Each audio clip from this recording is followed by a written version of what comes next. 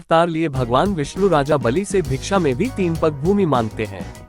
राजा बलि भिक्षा में भूमि देने के लिए तैयार हो जाते हैं, लेकिन उनके गुरु शुक्राचार्य उन्हें ऐसा करने के लिए मना करते हैं। राजा बलि अहंकार में थे, इसलिए उन्होंने गुरु की बात नहीं सुनी।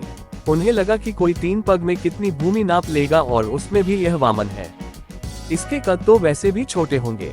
वह सबके मना करने के बावजूद भगवान विष्णु के वामन अवतार को 3 पग भूमि दान में देने का वचन दे देता है। अब भगवान के अवतार का असली खेल शुरू होता है।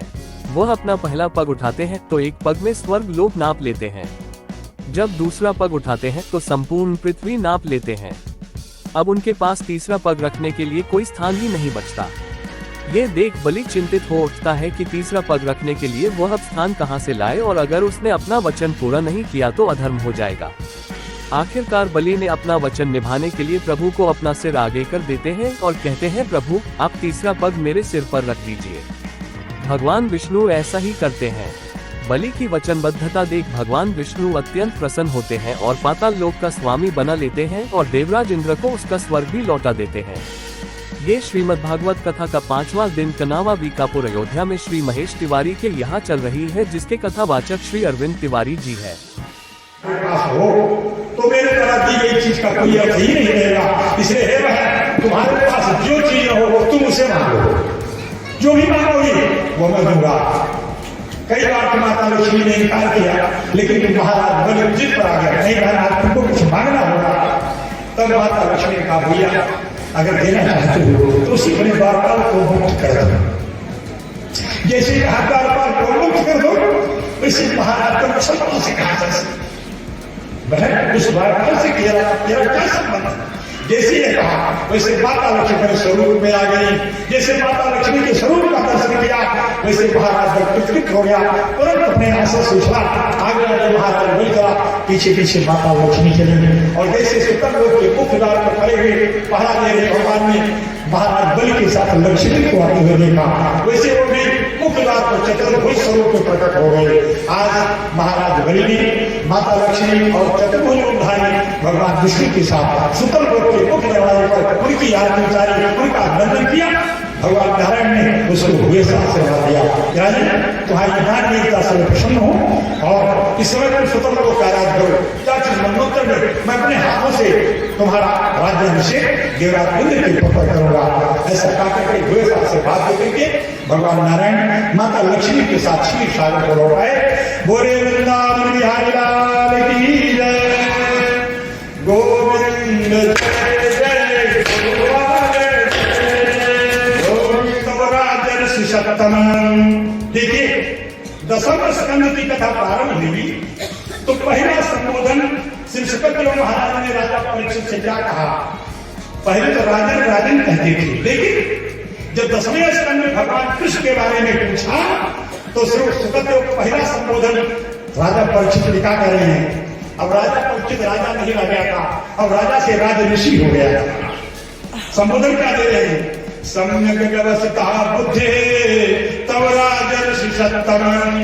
हे राजर्षि महाराज परीक्षित, अब तुम्हारी बुद्धि सही रास्ते पर चल पड़ी है, कारण कि तुमने भगवान श्री कृष्ण के जन्म के संबंध में, उनकी लीला के संबंध में प्रश्न किया।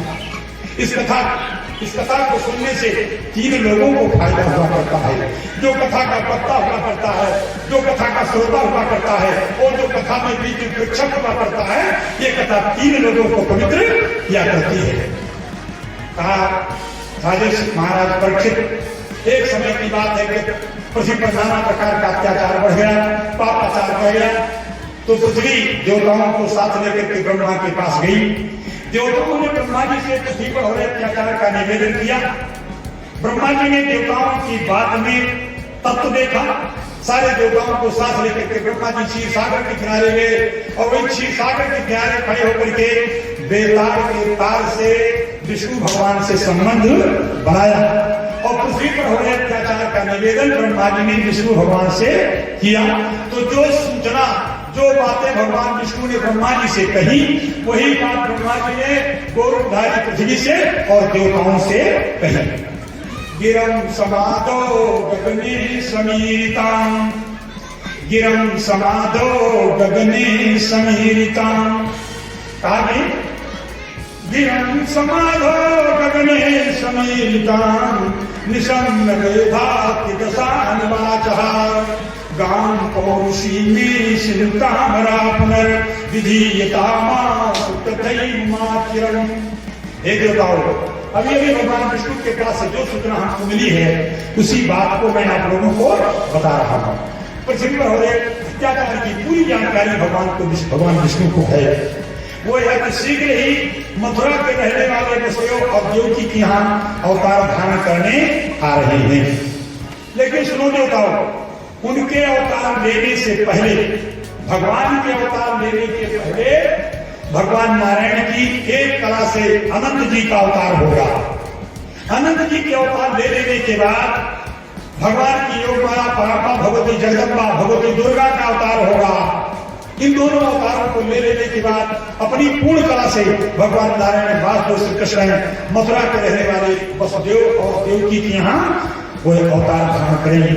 हे देवताओं, हे देवपत्नियों, हे ऋषियों, हे क्षत्रियों, आप लोग ब्रजमंडल में मथुरा में गोकुल में जा करके गायों के रूप में गोपों के रूप में गोप बालकों के रूप में आप लोग अवतार धारण करें और आने वाले समय में भगवान नारायण की लीला कथा में सहयोग करने की चेष्टा करें। इतना जब ब्रह्मा जी ने सबको समझाया, सबके मन का समाधान हुआ, सब लोग अपने अपने आसन स्थान को लौट गए। कहा जाता है ऋषि मथुरा के रहने वाले वसुदेव का विवाह मथुरा के ही रहने वाले देवकी पुत्री देवकी संपन्न हुआ। कंस देवकी का चचेरा भाई था। आज बड़े प्रेम के साथ अपनी बहन को अपने पति के घर पहुंचाने जा रहा था। घोड़ों की लगाम स्वयं कंस के हाथ में थी। अभी वो थोड़ी दूर गया था, इतने में आकाश मंडल की आवाज आई, पथे प्रग्रहणं कंसं आभासा शरीरवाक अस्यास्तमष्टमो गर्भे हंतुर्यां बहसे बुधर। अरे मूर्ख, आज अपनी जिस महात्मा के प्यार के साथ उसके पति के घर पहुंचाने जा रहा है, उसी की 8वीं पुत्र संतान से तेरी मृत्यु होगी। जैसे बात आकाशवाणी के माध्यम से कंस ने सुना, वैसे एक क्षण के उसके दिमाग में बात आई कि जब इसी के पुत्र से हमारी मृत्यु होनी है तो देवकी का आदि सुरक्षित कर देता हूं, न रहेगा बांस न बजेगी बांसुरी। तुरंत घोड़ों की लगाम छोड़ दी, तालाब में कूद पड़ा और जैसे देवकी को मारने बढ़ा वैसे उसी रथ पर वसुदेव जी बैठे थे। वो भी उछल पड़े और दौड़ करके भोजराज कंस की तलवार को पकड़ लिया। समझाते हुए कहा, पागल लोग क्या हो जाए, ये तुम्हारा कार्य किसी प्रकार से सराहनीय नहीं। अरे देवकी तुम्हारी छोटी बहन है, छोटी बहन बेटी के समान हुआ करती है। अभी अपने पति के घर भी नहीं पहुंची है, अभी इसके पैरों की महावर भी नहीं छूटी है और इसके अपनी मृत्यु के लिए इसको तुम मृत्यु का ग्रास बनाना चाहते हो। अपनी मृत्यु का तुमको इतनी चिंता है और इसको मारोगे तो इसको पीड़ा नहीं होगी, परेशानी नहीं होगी, पागल हो गए क्या। एक क्षण के लिए कंस रुका और जैसे एक क्षण के लिए कंस रुका वैसे वसुदेव जी को कुछ बात कहने का अवसर मिल गया। कहा, बोल रहा है मेरी एक बात सुन लो, समझ लो, तुम्हारे समझ में अगर समझ में आती है बात आती है तो जैसा मैं कहता हूं वैसा करो, और अगर समझ में बात नहीं आती है तो जैसे तुम्हारी वैसा करना। कंस ने कहा, बताओ क्या कहना चाहते हो। वसुदेव जी ने समझाते हुए कहा सुनो भैया, मृत्युर्जन्मवतां वीरे मृत्युर्जन्मवतां वीरे देहेन सहजायते अद्यवाद सतांते वा मृत्युर्वा प्राणिनां ध्रुवा। कहा बोल रहा है, ये जन्म का संबंध और मृत्यु का संबंध इसी शरीर का हुआ करता है। जो कोई व्यक्ति पैदा हुआ है एक दिन मरेगा, चाहे 10 साल के बाद मरे, चाहे 50 साल के बाद मरे, चाहे 100 साल के बाद मरे। जो पैदा हुआ है वो एक दिन मरेगा और जो लोग मर रहे हैं वो कहीं जाके पैदा होंगे या हो रहे हैं। लेकिन ये जन्म का संबंध और मृत्यु का संबंध है भोजराज ये शरीर का है। इसके अंदर रहने वाली जीवात्मा का मरण नहीं होता है, जीवात्मा का संसरण होता है। जैसे वसुदेव ने कहा कि जीवात्मा का मरण नहीं होता, जीवात्मा का संसरण होता है, वैसे कंस बोल पड़ा कि आप कैसे कह रहे हो। हम तो बात यही जानते थे कि शरीर समाप्त हो गया तो इसके अंदर रहने वाला चेतन तत्व भी समाप्त हो गया।